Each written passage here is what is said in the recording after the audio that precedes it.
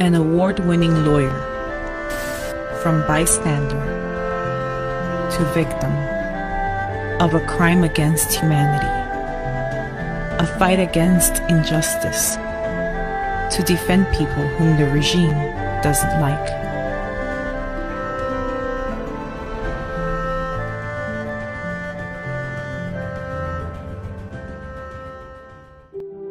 Despite Chinese law granting people freedom of speech, assembly, and belief, in actuality, Chinese people aren't able to enjoy these, and neither are they upheld in Chinese courts. This is the story of a Chinese human rights lawyer who tried to make a difference. Wang Yonghan started out as a relatively unknown attorney in Liaoning province. Though he was struggling to make ends meet, he often took on pro bono work to help people suffering injustices.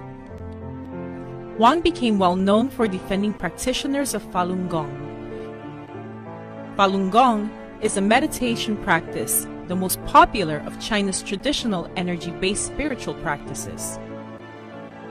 Tens of thousands of people in China follow its teachings of truthfulness, compassion, and tolerance. Its practitioners have been defamed by the Chinese regime and are suffering under a persecution that began in 1999. Wang's own wife practices Falun Gong. In 2007, he started to defend Falun Gong practitioners in court. These practitioners constantly faced arrest despite not committing any crime. At the time, it was rare to see an attorney defending a Falun Gong practitioner. Many lawyers feared getting involved in the persecution. The court took away Wang's right to represent a client, and more importantly, his client's right to an attorney. Such an egregious abuse of the legal system was hard for him to accept, but the magnitude of injustice would soon engulf his life. In April 2008, Wang's wife was unlawfully detained by police in Shanghai. When he tried to hire a Shanghai lawyer to visit his wife in the detention center, the law firms all turned him down. They were all concerned that representing Falun Gong practitioners would get them into trouble with the authorities. Wang then decided to publish an open letter to China's head of state, asking him to follow the law, free his wife, and stop persecuting Falun Gong. He also stated that the prosecution and sentencing of Falun Gong practitioners are without legal basis. The letter was published in the Epoch Times. Wang's public appeal to China's officials had consequences. After Wang's wife was released, the Liaoning Provincial Justice Bureau took away his attorney's license, and he became a target of retaliation. Nevertheless, Wang continued representing Falun Gong practitioners. In June 2009, he represented Falun Gong detainee Mr. Kong Rishu in court. This drew the ire of the communist regime again. A couple of weeks later, Wang Yonghan and his friends were having lunch at a friend's home when a group of plainclothes Dalian police barged in. 13 people were arrested that day, including Mr. Feng Gang, an art professor at the Dalian Fisheries College. Mr. Feng died under suspicious circumstances just 1 month later. His family had his body frozen so they could demand an investigation into his death.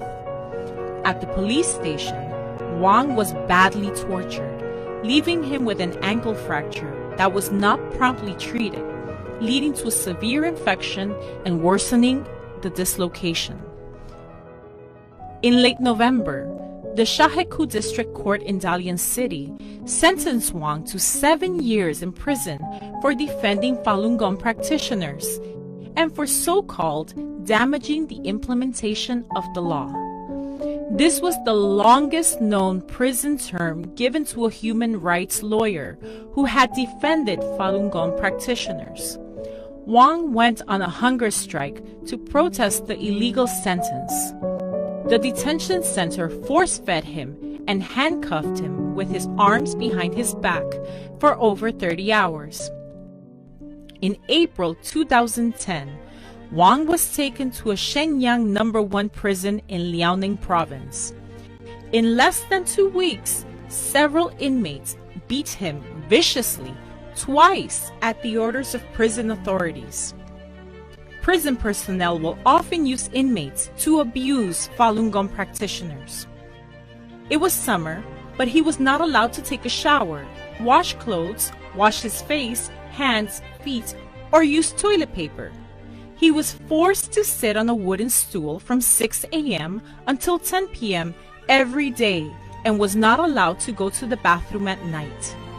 In prison, he also was subjected to painful force feeding, which caused respiratory tract bleeding and nearly fatal suffocation. And once, he was deprived of sleep and food for 13 consecutive days. Due to long-term mistreatment and neglect, Wang was in critical condition, suffering from pneumonia, chest congestion, and a buildup of fluid in tissues around his abdomen. Paralyzed from the waist down, he was even too weak to speak. On July 3, 2016, the day of his release, the prison would not let him go at first, claiming they were waiting for orders from the local government. Only after several people from his residential committee showed up did they finally release him. But he was still not a free man. The residential committee and local police installed infrared cameras inside and outside of his house to monitor him around the clock. During his 7 years, Wang has witnessed 5 Falun Gong practitioners tortured to death in prison. Another died after being released. His case was included in the United Nations 2010 Special Rapporteur Report on torture and other cruel, inhuman, or degrading treatment or punishment. Wang Yonghang is just one in countless cases of persecution suffered by Falun Gong practitioners, their family members, and their supporters in China. And the persecution is still continuing up until now. For more information about Falun Gong and the ongoing persecution, go to the Falun Dafa Information Center online at faluninfo.net.